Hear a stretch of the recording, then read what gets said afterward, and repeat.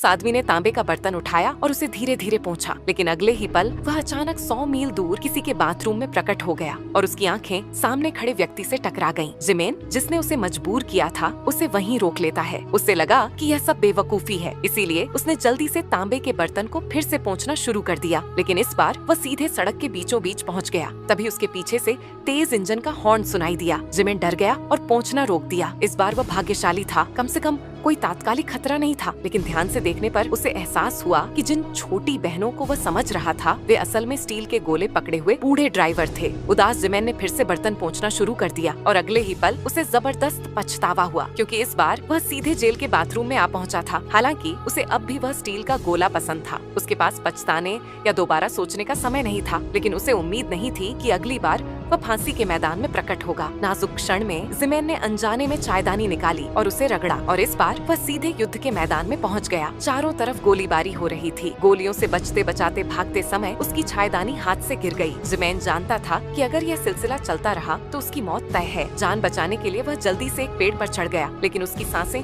अभी भी थमी नहीं थी। तभी एक लकड़हारा उस पेड़ को काटने लगा। जब जिमेन को लगा कि अब वह मरने ही वाला है, अचानक उसने खुद को पानी में पाया। उसने अनजाने में ऊपर देखा, किनारे पर खड़ा एक डाकू उस पर लगातार गोलियां चला रहा था। आधे घंटे तक छिपे रहने के बाद तैरती हुई लकड़ी झरने के किनारे पहुंच गई। जब जिमेन की आंख खुली तो उसने खुद को लकड़ी प्रसंस्करण संयंत्र में पाया। तेजी से चलती मशीनों को देखकर वो घबरा गया, लेकिन अचानक बेहोश हो गया। जब उसे होश आया तो वह कन्वेयर बेल्ट पर पड़ा था। हक्का बक्का जिमेन को कुछ समझ नहीं आया और उसे सीधे एक कोठरी में बंद कर दिया गया। कुछ प्रतिक्रिया करने से पहले ही वह खुद को एक डिलीवरी ट्रक में पाता है और फिर वहाँ से गिर पड़ता है। यह अविश्वसनीय है। क्या तुमने ऐसा किया प्रिय? हाँ, ये पागलपन है। क्या तुम्हें लगता है ये सब समझ में आने वाला है? दूसरी ओर शिकार किए जा रहे ए सॉन्ग का अनुभव भी जिमेन जैसा ही था, लेकिन वह एक विदेशी भीड़ के बीच गिर पड़ा। शिकार होने से बचने के लिए उसने भेड़ बनने का नाटक किया, लेकिन गलती से वह भेड़ों के पीछे पीछे ऊन प्रसंस्करण कारखाने में घुस गया। जब वह जागा तो वह सचमुच भेड़ की खाल में बदल चुका था और फिर वह फिर से एक डिलीवरी ट्रक में था और फिर यहाँ आ गिरा। ये तो पूरी तरह पागलपन है। हाँ, लेकिन ये मिस्टर क्लोसेट से कम पागलपन नहीं है। मुझे माफ करना, ये राजा का पंख है। राजा का पंख? हाँ, और सच तो ये है कि